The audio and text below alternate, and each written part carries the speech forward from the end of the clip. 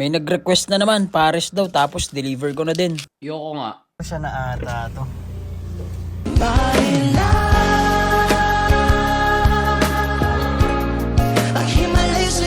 Hello, ikaw si Chloe? Ay, opo. Ano naman? Ikaw yung nag-request ng pares, no? Yung medyo spicy, tapos may sipa onte, no? Hala, totoo pala. Ayan, yan yung pares mo. Tapos yung Thank sipa, you. wait, bababa lang ako.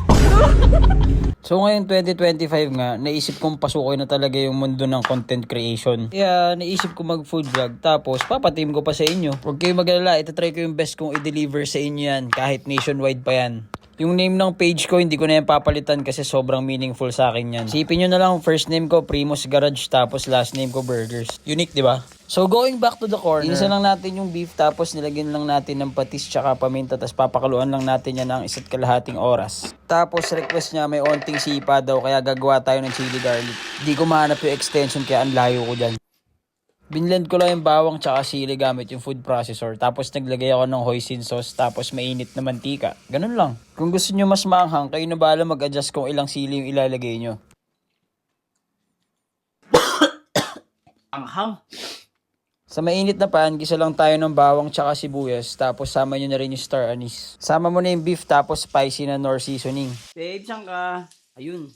Kita ko na. Naglagay lang ako ng toyo, oyster sauce, tapos yung pinagpakuluan na sabaw kanina. Tapos nag-add lang ako ng brown sugar. Kayo na bahala mag-adjust kung gaano katamis yung gusto nyo. Then cornstarch water mixture. Siyempre hindi to tatawagin pares kung walang kanin, di ba? Kaya gumawa na rin ako ng fried rice. Pag nakulangan pa dito yung nag-request, ewan ko na lang talaga. Ikaw, baka may request ka, comment mo na lang sa baba tapos deliver ko sa'yo. Wag yung sobrang hirap ha, baka ako unang magretiro sa pares na to. Deliver na natin to sa nag-request.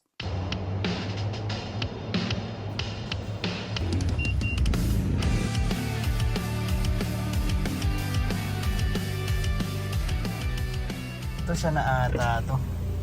Hello, ikaw si Chloe? Ay, opo. Ano naman?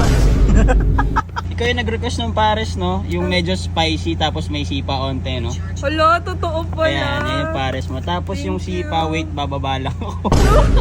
Pwede tikman? Oo, sige, binuksan mo na eh. Sige. Sarap. Rock and roll.